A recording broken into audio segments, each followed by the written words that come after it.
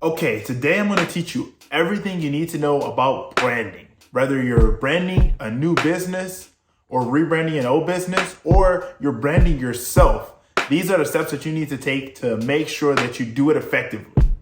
As always, it's your boy, your friend, your coach, your business partner, Delano McCory. Let's get it. Alright. Jeez.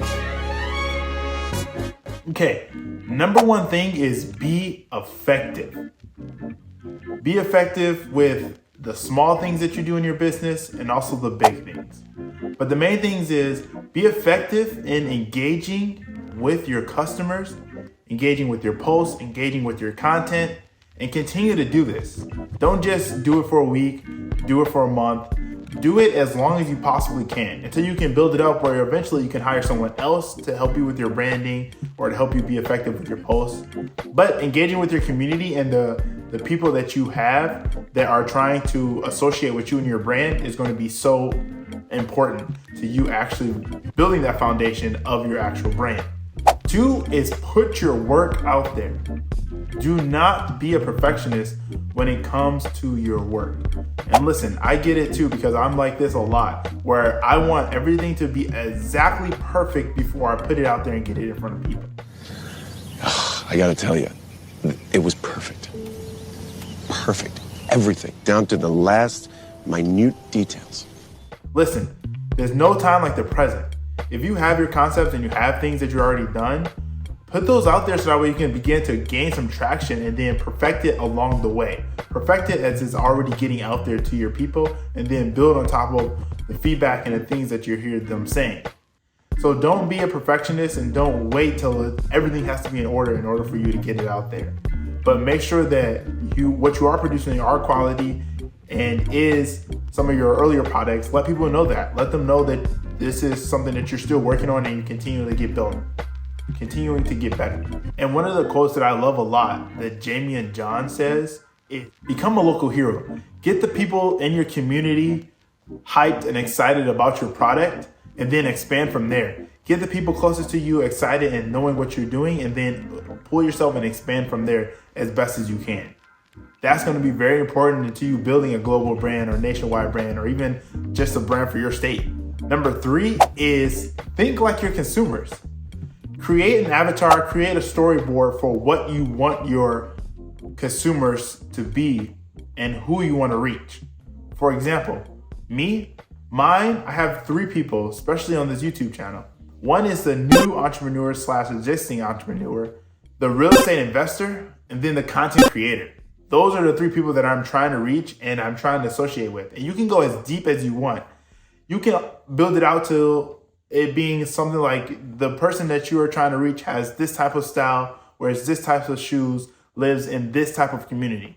And that's okay too, because once you begin to build that network of the people that you want to reach, you can expand from there.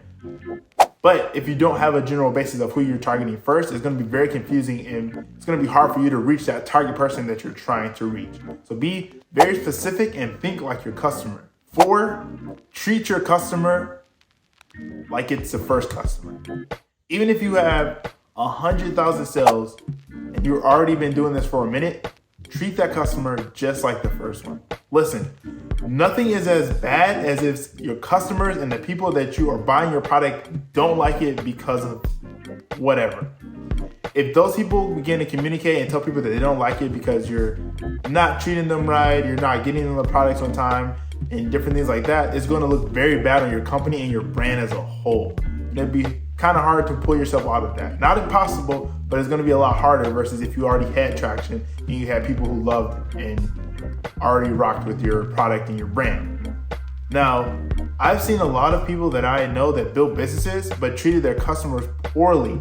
And also it led to them not having better businesses, getting horrible reviews, and ultimately having to shut down their doors because they didn't treat the customers correctly.